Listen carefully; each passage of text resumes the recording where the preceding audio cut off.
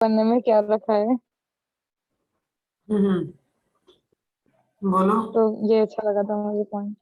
मतलब हाँ, कि वही ना, कनिष्ठ कनिष्ठ अधिकारी में क्या ही रखा है, मध्यमा अधिकारी तो एटलीस्ट पहुंचो। तो ऐसे कह रहे थे महाराज कि कम से कम ये क्वालिटीज हमें सोचनी चाहिए, हमें लानी चाहिए, हमेशा हमें ये चिंतन करना चाहिए कि और ये ध्यान रखना चाहिए कि ना, कि किस तरीके से मैं दूसरों की भी हेल्प कर सकता हूँ। जो जीवेर दया है ना, वो आ सके कि मतलब कम से कम मैं बुक डिस्ट्रीब्यूट करूँ, प्रसाद डिस्ट्रीब्यूट करूँ, हेल्प करूँ डिवोटीज की, वैष्णव सेवा करूँ।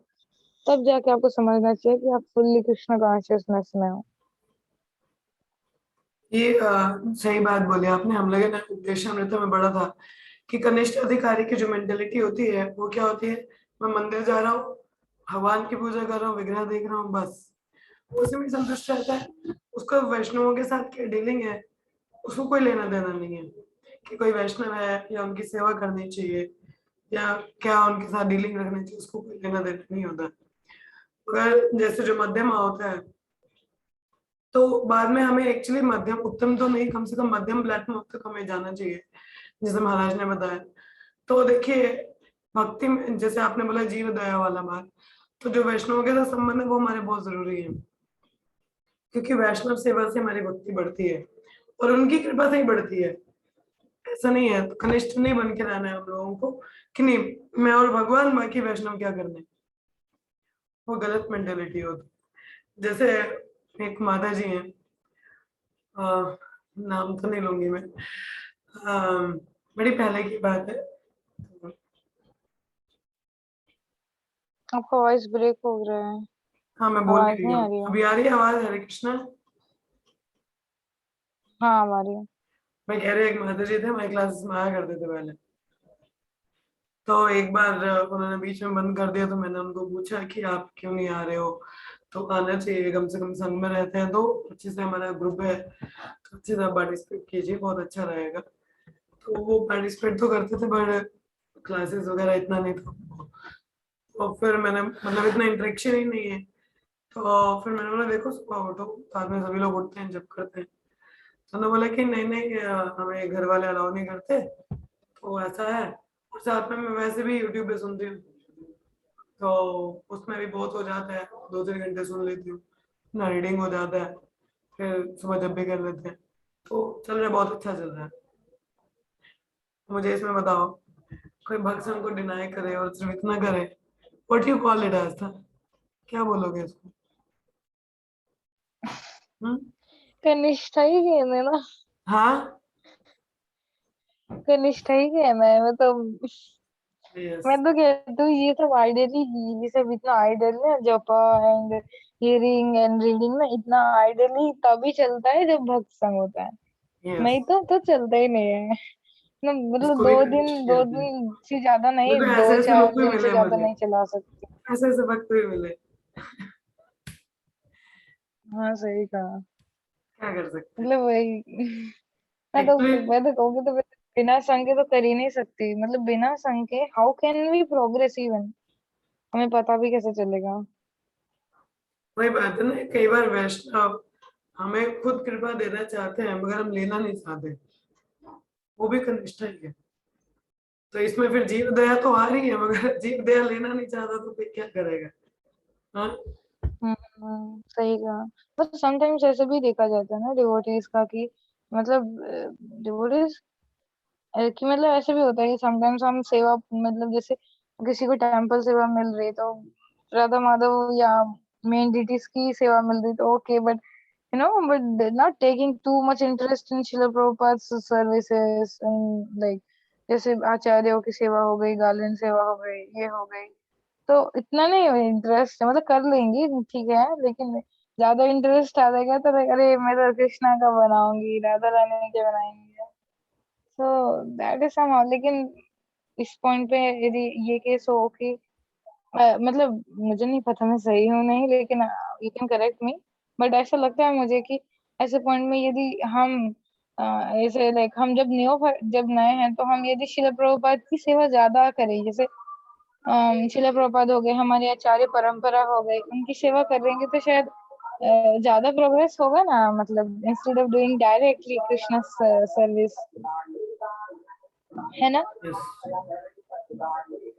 तो वी नीड एक्चुअली, हमें वैष्णव Yeah. संघ चाहिए, वैष्णव के बीच में रह के हम सीखते हैं और उनकी सेवा जरूरी है। वैष्णव सेवा नहीं की है तो भगवान भी एक्सेप्ट नहीं करते, तो वैष्णव सेवा इज वेरी इंपॉर्टेंट।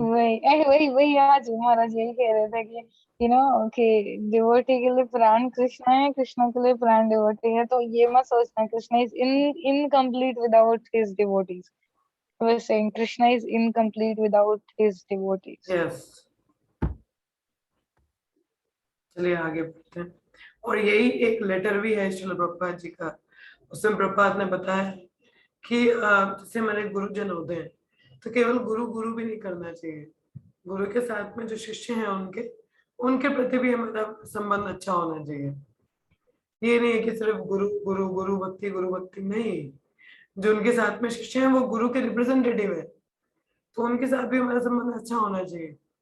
कि प्रपद का लेटर है, मैं शेयर करूंगी एंडिंग में। अभी शुरू करते हैं भागवतम, ठीक है? वो है मेरे पास, वो लेटर भी है, पढ़ के सुनो। चलिए हम लोग शुरू करते हैं। ओम नमो भगवते वासुदेवाय। ओम नमो भगवते वासुदेवाय। ओम नमो भगवते वासुदेवाय। नारायणं नमस्कृत्यं नरं चैव नरोत्तमं देवीं सरस्वतीं व्यासं ततो जयमुदीरयेत्। नष्टप्रायेषु भद्रेषु नित्यं भागवत सेवया भगवती उत्तमा श्लोके भवतद्भक्ति नष्टके त्वयि। मज्ञानतिमिरन्धस्य ज्ञानाञ्जनाशलाकया चक्षुरुन्मिलितं येन तस्मै श्रीगुरुवे नमः। वञ्चकल्पतरुभ्यश्च कृपासिन्धुभ्येव च पतितानां पावनेभ्यो वैष्णवेभ्यो नमो नमः। जय श्री कृष्ण चैतन्य प्रभु नित्यानंद, श्री अद्वैत गदाधर श्रीवासुदेव गौर भक्त वृंद। हरे कृष्ण कृष्ण कृष्ण हरे हरे, हरे राम राम राम हरे हरे। नमो विष्णुदाय कृष्ण कृष्ण।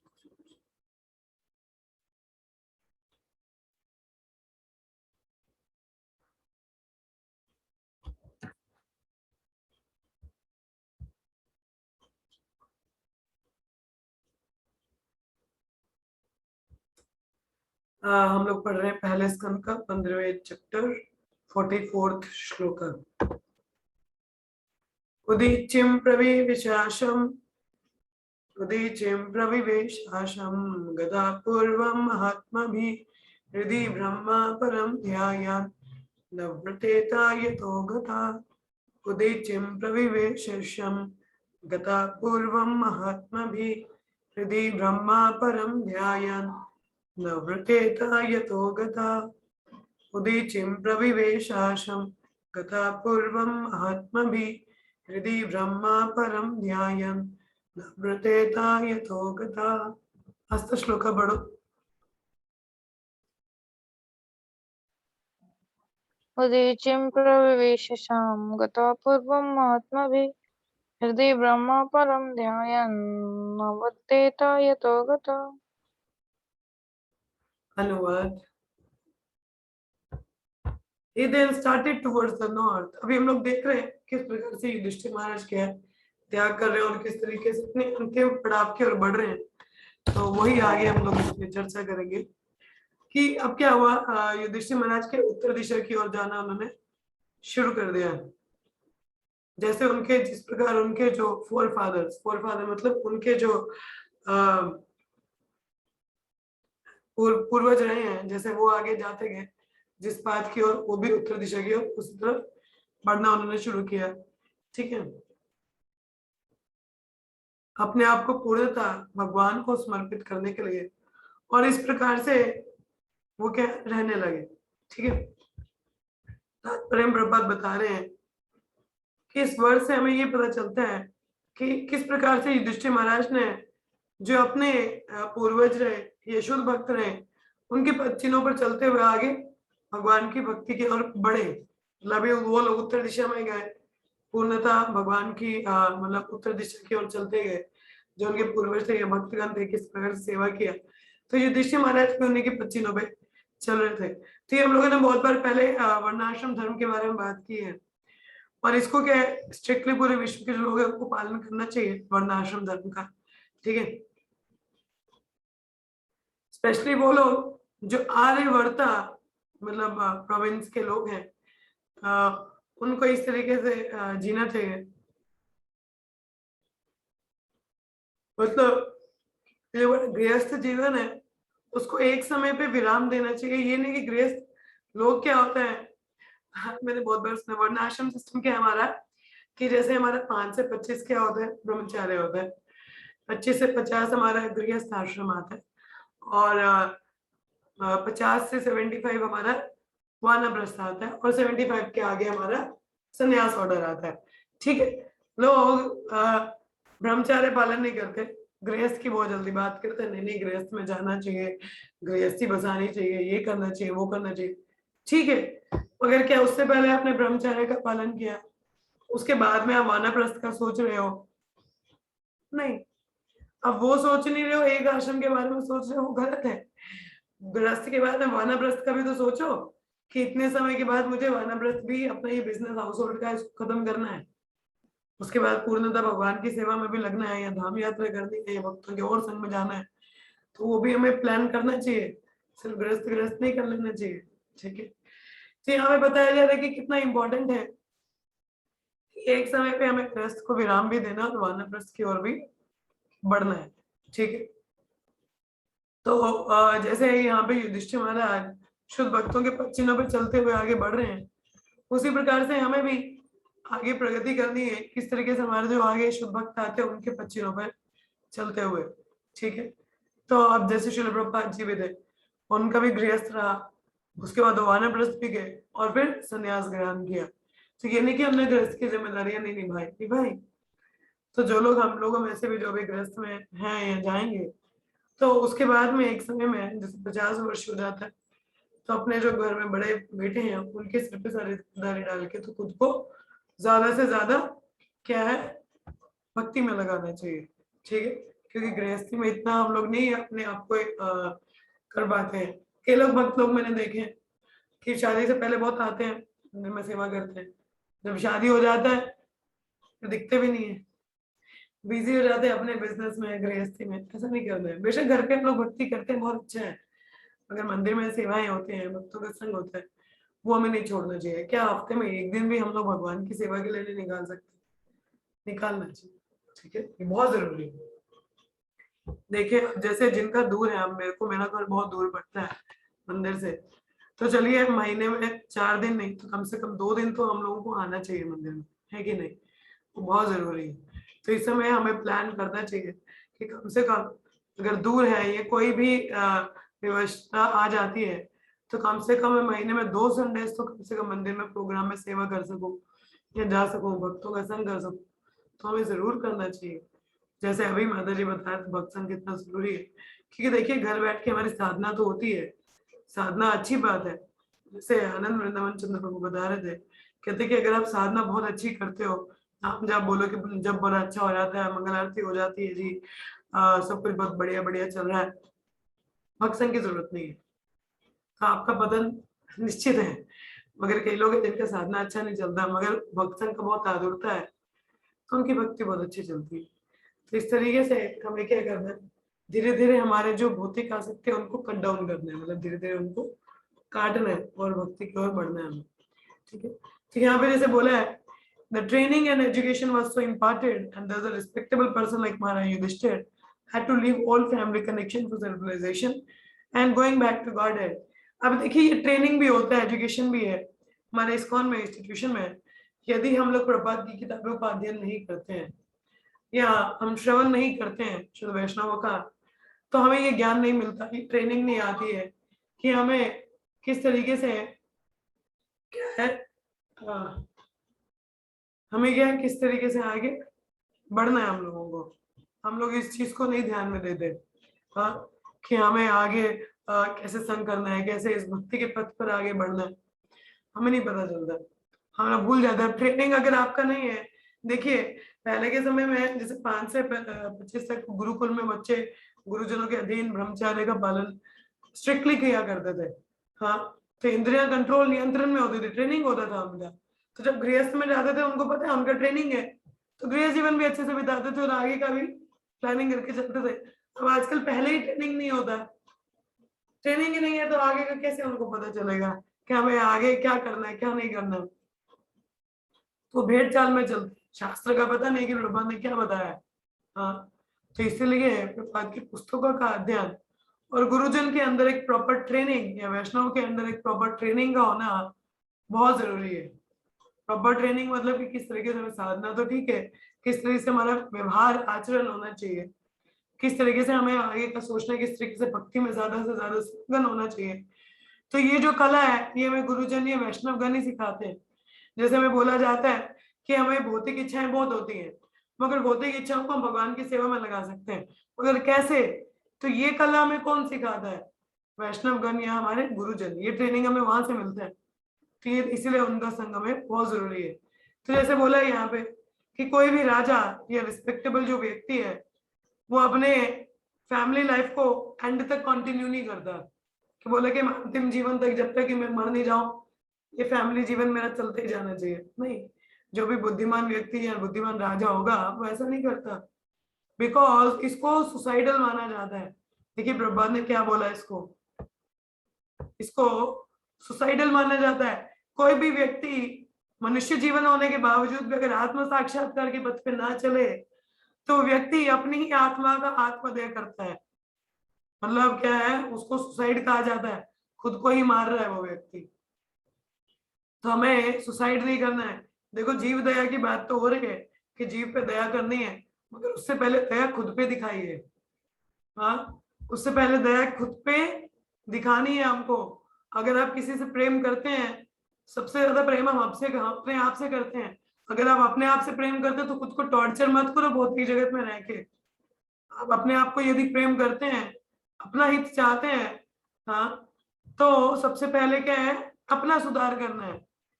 वैष्णवों के संग में रह के, गुरुजनों के अधीन रह के, आदेशों का पालन करके, प्रॉपर ट्रेनिंग लेके अच्छे से अपना सुधार करना है। और फिर जब जीव दया भी करनी है, सिर्फ भजनानंदी नहीं बनना, हमको गोष्ठानंदी बनना है। ठीक है, पहले अपना, कहते हैं पहले अपना हृदय शुद्ध कीजिए और फिर बाहर। फिर पहले क्या होगा, हम लोग नरसिंह आरती गाते हैं, उसमें क्या कहते हैं, बहिर्नृसिंह हृदय Narasimha Narasimha within Narasimha without. मतलब पहले हृदय का शुद्धिकरण अपना, फिर बाकियों का प्रचार। ठीक है, तो आत्मदह की ओर नहीं बढ़ना है कि ये जो मेरा फैक्ट्री बिजनेस है इसको मैं अंत तक चलाता जाऊं, नहीं। इस तरीके से हमें ट्रेनिंग करना है, इस तरीके से अपने जीवन को मोल्ड करना है। बस इतना मेरा बिजनेस लाइफ, इसके बाद में मुझे पूर्णतः भगवान की सेवा में लगाना है। ये इनकी गृहस्थ में भक्ति नहीं कर रहे हैं, मगर एक समय आना चाहिए जब पूर्णतः आई फैमिली बिजनेस छोड़ के हम लोग, आपको गृहस्थियों को पता ही होगा कितने बंधन होते हैं, कभी इधर का काम उधर का काम बढ़ जाता है, पड़ता है या नहीं बढ़ता, पड़ता है, करना पड़ता है। तो पूर्णतः क्या भक्ति कर पाते हैं हम लोग? उतने डेडिकेशन नहीं दे पाते हैं ना। तो इसलिए हमें उसको एक समय पे बंद करना है। ठीक है, अपने आप को ये जो फैमिली बिजनेस है इससे फ्री करने के लिए और भगवान की सेवा में 100% डिवोट करने के लिए सिस्टम रिकमेंडेड है, जो हमारी अथॉरिटीज ने हम लोगों को दिया है, भगवत गीता में भी बताया गया है। तो यहाँ पे प्रभुपाद भगवत गीता से कोट कर रहे हैं कि क्या बोल रहे हैं, one must become a devotee of the Lord at least at the last stage of one's life. ये प्रभुपाद ने भगवत गीता में बताया है कि कम से कम इंसान को भक्त बनना चाहिए, कम से कम अपने अंतिम जो स्टेज है, जैसे हमने पहले पढ़ा कि 15 से 20 साल जो एंड के हैं वो पूर्णतः भगवान की सेवा में लगाने चाहिए। ये नहीं कि मैं फैमिली भी देखता रहूं, नहीं नहीं, ऐसा नहीं है। ठीक है, तो एक समय पे, तो जब घर में देखा कि बच्चे बड़े हो गए, जिम्मेदारी छोड़ो और अपना पूरा, जैसे भक्ति में अभी जैसे हमारे एक माता जी है, सुरभि माता जी, आप जानते होंगे, राशि माता जी, तो उनकी बच्चियां थी दो, उनके पति तो है नहीं, उनकी बच्चियों का विवाह हो गया। हाँ, अब क्या फ्री है ना, फ्री है तो अब सेवा करनी चाहिए, भक्तों की करें, मंदिर में करें या धाम यात्रा करें, कितना अच्छा मौका है। अब कोई जिम्मेदारी नहीं है, अब बेटियां हैं, शादियां होगी, पति तो उनके पहले ही चल बसे थे, तो घर में अकेले रहते हैं, तो क्या है उनको, ऐसा जब सिस्टम में आता है पूर्णतः जिम्मेदारियां खत्म ना, तो अब क्या करना है, पूरा भजन कीर्तन करना चाहिए, संग लेना चाहिए। ये बहुत, देखो आप फ्री है ना, अब तो कितना अपॉर्चुनिटी है, ऐसा हम लोगों को भी करना है। ठीक है, तो जो सिंसियर सोल है हमारा युधिष्ठिर जैसी, भगवान के आदेशों का पालन करती है, और इस तरह जो भगवान की इच्छा है उस हिसाब से कार्य करती है। ठीक है, जैसे यहाँ पे शब्दों का वर्णन हुआ है ब्रह्म परम, वो भगवान कृष्ण को इंडिकेट करते हैं। यहाँ भगवत गीता में 10वें अध्याय के 13वें श्लोक में लिखा है कि अर्जुन भी किनकी क्या बोलते हैं कि असित देवला नारद व्यासा, वो लोग भी भगवान कृष्ण को भगवान स्वयं डिक्लेयर करते हैं, फिर उनका आदेशों का पालन क्यों ना करे, करना है। महाराज युधिष्ठिर जब घर छोड़ के उत्तर दिशा की ओर बढ़ते हैं तो कॉन्स्टेंटली उनका चिंतन क्या था, भगवान की तरफ। वो मन में भगवान का चिंतन कर रहे थे, और अपने जो शुद्ध भक्त हैं या अपने पिताजन है उनके पद कमलों पर बढ़ रहे थे आगे। तो उसी प्रकार से जैसे बोला कि भगवान का चिंतन नियंत्रण सततम कीर्तयन्तो मम, ये भगवत गीता का आदेश है कि हमें क्या है, भगवान का चिंतन रहना चाहिए। अब चाहे हम कहीं पे भी जा रहे हो, चिंतन रहना चाहिए। युधिष्ठिर महाराज आगे बढ़ रहे हैं उत्तर दिशा की ओर, तो जो भगवान का चिंतन है वो कॉन्स्टेंटली मन में चल रहा है। ठीक है, इसको कृष्ण भावामृत कहते हैं। If you are conscious of Krishna then you can be Krishna conscious. अगर आप भगवान का चिंतन नियंत्रण कर सकते हैं, निरंतर कर सकते हैं, तभी आप कृष्ण भावामृत हो सकते हो। ठीक है, if you are conscious of Krishna then only you can be Krishna conscious। ठीक है, आगे का श्लोक पढ़ते हैं। सर्वतम अनुनिर्जगमोर वृत्राकृत निश्चया कालिना धर्म मित्रेण दृष्ट सृष्टा प्रजा भुवि। अनुवाद, जो युधिष्ठिर महाराज के छोटे भाई थे, observed that the age of Kali had already arrived throughout the world and that the citizens of kingdom were already affected by religious practice. Therefore, they decided to follow in the footsteps of their elder brother. अब युधिष्ठिर महाराज तो अपना राज्यभार छोड़ के तो चले गए, जो उनके छोटे भाई थे उन्होंने भी देखा कि कलयुग का आवाहन हो चुका है, और जो उनके राज्य की जो प्रजा है वो भी क्या है, अधर्म उन लोगों ने प्रैक्टिस करना शुरू कर दिया है। तो उन्होंने भी क्या डिसाइड किया कि हमें भी आगे की ओर अपने जो बड़े भाई हैं उनके पच्चीनों पे चलना चाहिए। अब देखो, इसको कहते हैं समझदारी। जब खतरे की घंटी बजी, सोल्यूशन देखा, आगे बढ़े। हम लोग कलयुग में ही है, वहां पे तो अभी कलयुग का आह्वान हुआ था, अभी आया नहीं था, अभी कुछ सिम्टम दिखे थे। और हम कौन है, कलयुगवासी हैं, कलयुगाइट्स कहते हैं ना हम लोग कौन है, कलयुग में रहने वाली जीवात्माएं। तो हमें तो सीधा सीधा दिख रहा है कि कितनी बुरी हालत है, मगर फिर भी हमें कोई उतारपन नहीं है, कोई उतार, वो कहते हैं एक एक्साइटमेंट नहीं है, एक उत्सुकता नहीं है कि यहाँ से निकल के भगवत भक्ति करके तो धाम की तरफ जाना है। हम उससे नहीं, बड़ा आनंद है यहाँ पे, थोड़ी थोड़ी माया भी होनी चाहिए, चलो थोड़ी थोड़ी भक्ति भी चलती है, अभी भी उतारता नहीं है कि पूर्णतः मैं भी क्या करूं और ज्यादा अपने आप को भक्ति में संलग्न करूं ना। हम तो कलयुग में ही है, वो देख रहे हैं कि कलयुग में कितनी बुरी हालत है, माया इतने धक्के मार रही है, फिर भी हम लोगों को अकल नहीं आ रही। और यहाँ इनको पांडवों को देखो, थोड़ा सा आह्वान देखा कलयुग का, खतरे की घंटी, अपने आप को तैयार करना चाहिए। हाँ? और हम लोगों को तो पता है, इतना श्रवण कीर्तन करना फिर भी बुद्धि नहीं आती। तो हमसे बड़ा शिव बताता है कि हम कलयुगवासी हैं। यही सिम्टम है कलयुगवासी का। तो यहाँ पे तात्पर्य प्रपात बता रहे हैं कि जो युधिष्ठिर महाराज के छोटे भाई थे वो हमेशा युधिष्ठिर महाराज को बहुत पालन किया करते थे, आगे उनको बहुत ओबीडियंटली फॉलो करते थे, और वो भी ट्रेंड अप थे कि किस तरीके से जो जीवन का लक्ष्य है उसकी तरफ कैसे बढ़ना है, क्योंकि ट्रेनिंग पांडवों भक्त थे तो उनको भी पता था। तो इसलिए उन्होंने भी डिसाइड किया कि वो भी अपने बड़े भाई के पद चिन्हों को फॉलो करेंगे और इस तरीके से भगवान की भक्ति में लगेंगे। तो सनातन धर्म के प्रिंसिपल के अकॉर्डिंग क्या होता है, मनुष्य को फैमिली लाइफ में रिटायर होने के बाद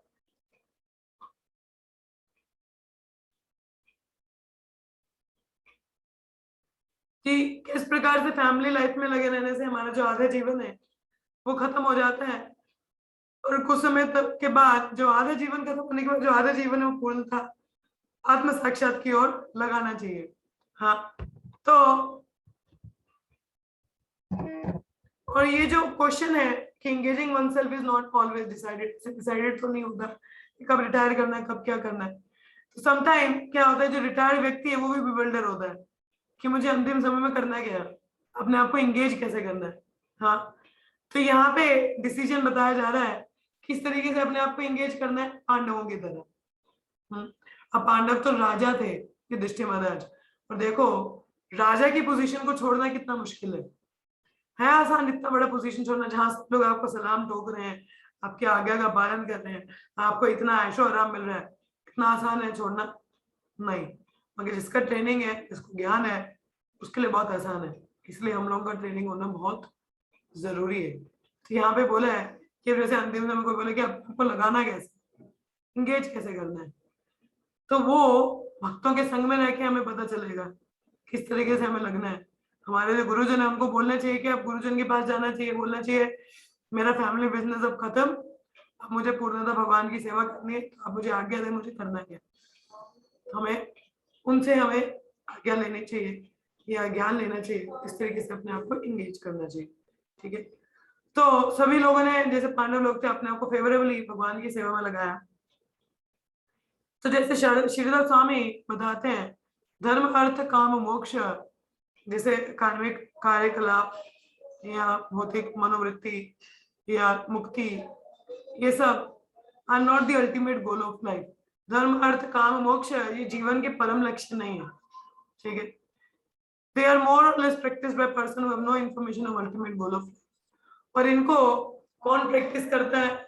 जिनको जीवन के परम लक्ष्य के बारे में जानकारी नहीं है। ठीक, अल्टीमेट गोल क्या है? भगवत भक्ति प्राप्त करना, भगवत प्रेम जागृत करना। हाँ, और पांडव लोग इतने बुद्धिमान थे कि वो इसको पालन कर सके कि हमें अंतिम गोल क्या है, धर्म अर्थ काम मोक्ष नहीं, अंतिम जन्म क्या है, भगवत प्रेम प्राप्त करना। वो प्राप्ति है तो बाय डिफॉल्ट है भगवत धाम जाओगे ही जाओगे। ठीक है, तो हमारा गोल क्या है, यहाँ से निकलना नहीं है, निकलना है वो बाय प्रोडक्ट है, मगर भगवत प्रेम प्राप्त करना है। तो वो जब जागृत है तो अपने बाय प्रोडक्ट मुक्ति आपका होगा ही होगा। ठीक है, आगे का श्लोक पढ़ते हैं। ते साधु कृत सर्वर्थ ज्ञानवत्यानितिकम आत्मना मानसाधारयम अशुर वैकुंठ चरणम भुजम। तो देखो वानप्रस्थ की जो तैयारी है वो गृहस्थ में रह के ही शुरू होती है। ठीक है, समय हो रहा है वैसे, हो जाएगा ये वाला, पढ़ लेते। They all had performed all the principles of religion. उन सभी ने धर्म के जितने भी नियम थे सभी का पालन किया था, और सही से डिसाइड भी किया कि किस तरीके से आगे हमें अपने जीवन का लक्ष्य भगवान कृष्ण को प्राप्त करना है। तो इसी प्रकार से बिना किसी बांधे के अब पूर्णतः भगवान के चरण कमलों पे चिंतन अपना उन्होंने लगाया। तात्पर्य में प्रभात बता रहे हैं, भगवत गीता के 7वें स्कंद में 28 श्लोक में भगवान कहते हैं, Lord says that only those who have done pious deeds in previous life have become freed from the result of impious act can concentrate upon the lotus feet of Supreme Lord Krishna। कि जो लोग अपने, जिन्होंने बहुत पुण्य कर्म किए हैं पिछले जन्मों में, और जितने भी जो पुण्य कर्म नहीं है, उन जो पाप कर्म है उनसे मुक्त हो चुके हैं, वही केवल भगवान के चरण कमलों पे चिंतन कर सकते हैं। तो पांडव केवल इस जन्म में नहीं, पिछले जन्मों से भी बहुत पुण्यवान थे, तो और उनको अपने और जो जितने भी उनके पाप कर्म जो भी थे उनसे वो मुक्त थे। इस प्रकार से भगवान का चिंतन वो कर पा रहे थे। तो कहते हैं कि ये बहुत रीजनेबल है कि वो अपना मन जो है भगवान के चरण, सवै मना कृष्ण पदार विंदयो, कि भगवान के चरण कमलों पे वो नियंत्रण उसको चिंतन कर पा रहे थे। तो जैसे विश्वनाथ चक्रवर्ती ठाकुर कहते हैं कि धर्म अर्थ काम मोक्ष वो लोग अपनाते हैं जो कि पुण्यवान ना हो। ठीक है, मतलब अभी भी उनके पाप कर्म रहते हैं, जो अपने पाप कर्मों से मुक्त नहीं होते। ठीक है, ऐसे लोग क्या हैं, कंटेमिनेटेड होते हैं। ठीक है, और पूर्णतः भगवान की भक्ति में नहीं लग पाते। तो और जो भगवान का धाम है वो इस भौतिक जगत से बहुत परे है, और जिसको जो भौतिक जगत है उसको कौन मैनेज करता है? दुर्गा देवी। जो भगवान की एनर्जी है, ठीक है। और जो भगवान का धाम है उसको कौन मैनेज करता है? तो भगवान की पर्सनल एनर्जी। तो जब तक बद्ध जीव यहाँ पे वो दुर्गा जो माया एनर्जी उसके अधीन रहता है, ठीक है, पाप कर्म के अधीन रहता है। तो हम लोग अगर देखा जाए तो हमने भी कोई पुण्य कर्म नहीं किए पिछले इतने कि हम अभी अपने पाप कर्मों से मुक्त हैं, नहीं। तभी कहते हैं हम दीक्षा जब लेते हैं तो हमारे सभी पाप कर्म खत्म होते हैं।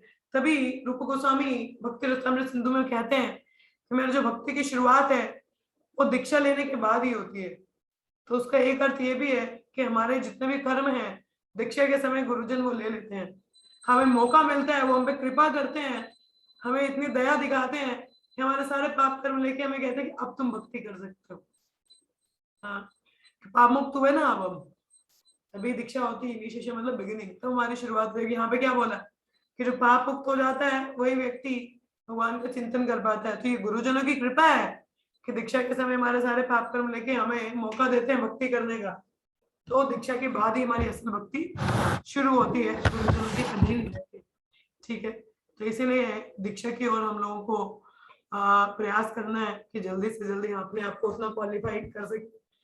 तो ये हमारे लिए भी हमारी तैयारी है आगे बढ़ने की भक्ति में, ठीक है। तो हमें प्रयास करना है अच्छे से, जो महान भक्त है उनके पच्चीनों में चलना है, ठीक है। सिर्फ अंधकूप में नहीं बड़े रहना, फैमिली बिजनेस में उससे बाहर निकलना है।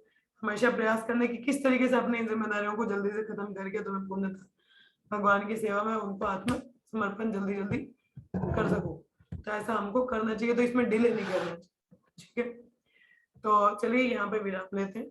आप में से किसी कोई प्रश्न हो या कोई कुछ कहना चाहे तो आप बोल सकते हैं, और अगर कुछ नहीं है तो यहीं पे विराम लेंगे। हरे कृष्ण। हाँ जी, धन्यवाद माता जी। हाँ धन्यवाद माता जी। आपका भी कुछ कहना है माता जी आपको? और नहीं नहीं माता जी, कहना कुछ नहीं है, ठीक है। धन्यवाद आपका बहुत। आस्था आपका कोई प्रश्न है? नो माता जी। ओके, चलिए कुछ नहीं है तो फिर यहीं पे विराम लेंगे। तो हमारी ईश्वर प्रशिद की क्लास अब दोपहर को 1 बजे हो रही है, शाम को क्लास नहीं होता है, तो आप लोगों को 1 बजे मिलेंगे, ठीक है। चलिए 3 बार हरे कृष्ण महामंत्र का जप करेंगे। हरे कृष्ण कृष्ण कृष्ण हरे हरे, हरे राम राम राम हरे हरे, हरे कृष्ण कृष्ण कृष्ण हरे हरे, हरे राम राम राम हरे हरे, हरे कृष्ण कृष्ण कृष्ण हरे हरे, हरे राम राम राम हरे हरे। ग्रंथराज श्रीमद् भागवतम की जय, श्रीपाद की जय, सही भक्तों की जय। हरे कृष्ण हरे कृष्ण हरे कृष्ण।